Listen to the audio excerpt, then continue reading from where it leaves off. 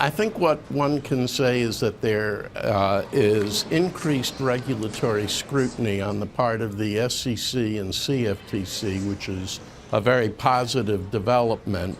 And the SEC has already brought some cases. As to when additional cases will be brought and when a so-called crackdown will occur, I think that's speculative at the moment, but it will take place, I believe, in the coming month or two following now.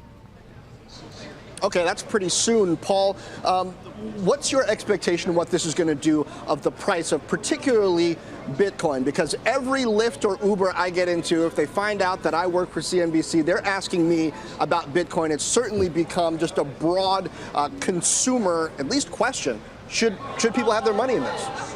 Yeah, well, I think that's a great point, and I think the speculative fever has taken over among many people. I just had a friend yesterday tell me that one of his assistants asked him if she and her husband should invest in Bitcoin and when he talked to her husband, he's in the military, and he was saying that so many people on his base, have bought Bitcoin, and they're millionaires, at least on paper, of course. But when you have that sort of thing going on where people are kind of blindly investing, of course, my friend advised his assistant and her husband not to invest in it. It's a cause for concern where people are putting money in to things that they don't necessarily understand, and they're just doing it because everybody else is doing it.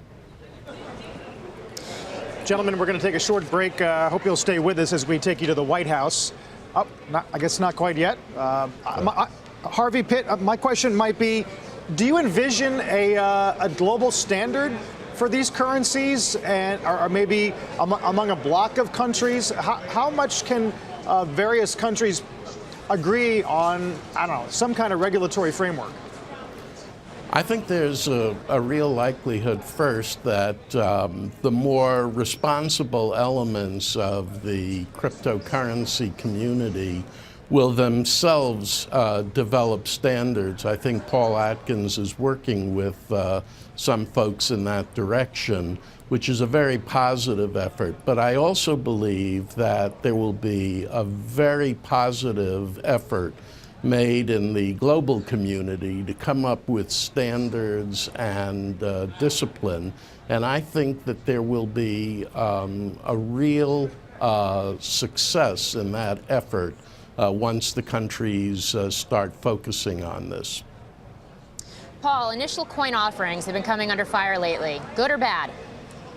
Well, not every initial coin offering is cut of the same cloth, and so I think people have to be, have to scrutinize them very carefully. And Harvey just mentioned that, I'm part of a group called the Token Alliance, where we're trying to come up with some guidelines and best practices for people who are buyers of into these coin offerings, also issuers, and then to get government input as well. So we're hoping to come up with some of our white papers as part of the Digital Chamber of Commerce effort here in another month or 6 weeks or so.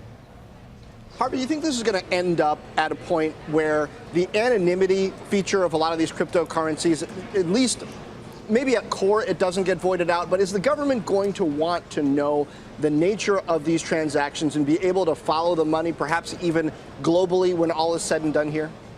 Well, in theory, I mean, it's a distributed ledger, and so you can go back and identify where things have gone, who's bought and sold to whom, at least, if you do some work on it.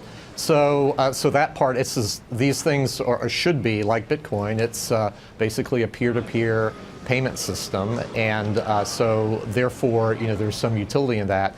Unfortunately, there's been speculation around the value of it, and that has created a lot of the other, aspects of it that are very concerning. Hey there, thanks for checking out CNBC on YouTube. Be sure to subscribe to stay up to date on all of the day's biggest stories. You can also click on any of the videos around me to watch the latest from CNBC. Thanks for watching.